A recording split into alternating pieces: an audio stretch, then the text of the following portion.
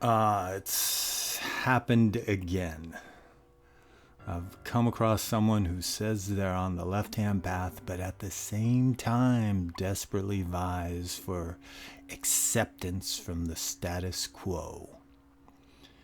And I've asked this many times. Why? You left them. They didn't leave you. Society as a whole wants you to be a conformist little drone, an ant in a colony, a sheep in a flock. You've chosen, though, to leave the flock, to be the lone wolf.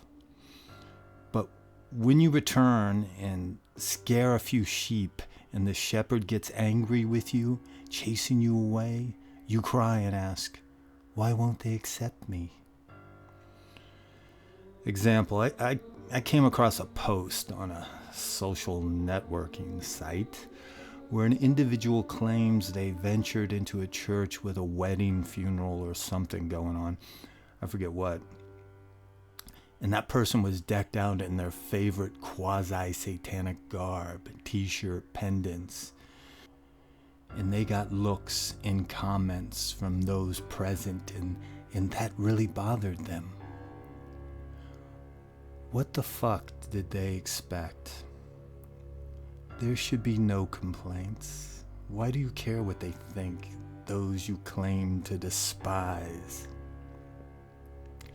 You have made yourself an outsider, and then you bitch when you're not accepted?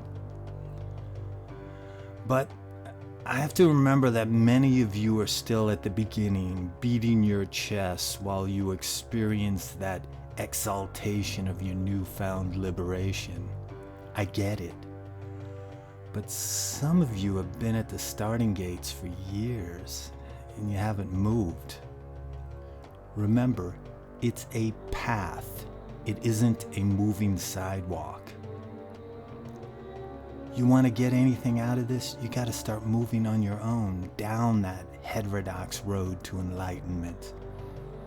It takes work to reverse the natural flow while bending the spiritual to your will.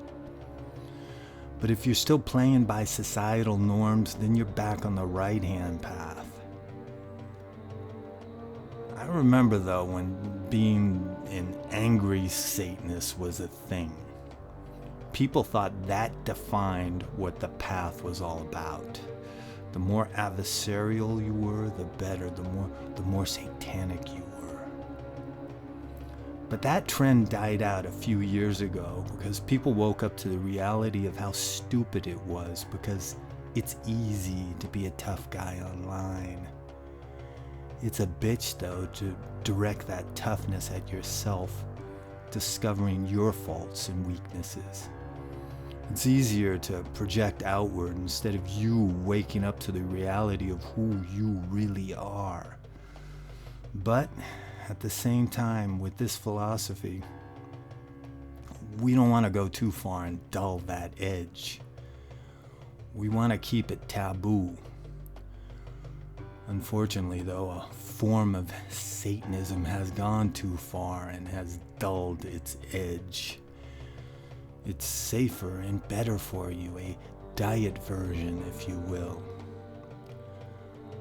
Like I've said before in another video, Satanism was a .44 Magnum that's been turned into a squirt gun, mainstreamed. But luckily there are still some of you Satanists out there carrying that black flame. You're not the whiners or the chest beaters. You still have an edge, and you I salute.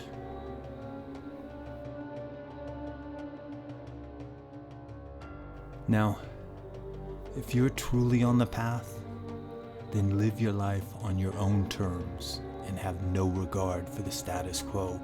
They don't matter.